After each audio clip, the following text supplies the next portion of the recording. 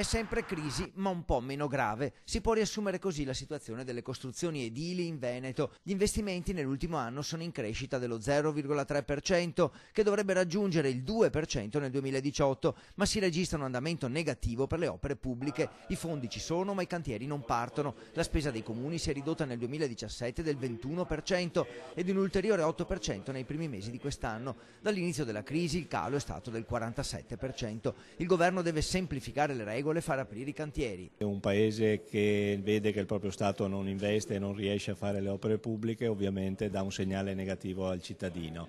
Il pubblico ha un ruolo fondamentale in questa regione perché ci sono troppe risorse che non sono state spese, che non si sono trasformate in cantieri e in opere. A Padova sono cresciute le compravendite di immobili dell'8%, più in provincia che in città, e i mutui per le famiglie hanno avuto un'enorme impennata di oltre l'80%. Anche l'occupazione, dopo i 104.000 posti di lavoro persi, si è stabilizzata. Dopo anni e anni di perdita di posti di lavoro, ricordo che abbiamo perso oltre 100.000 dipendenti, oltre 12.000 imprese solo nel Veneto in questi 10 anni di crisi. Credo che si possa dire che il trend si è fermato. Ora a trainare il settore dell'edilizia sono gli interventi sui capannoni e la ristrutturazione delle case private grazie agli incentivi fiscali.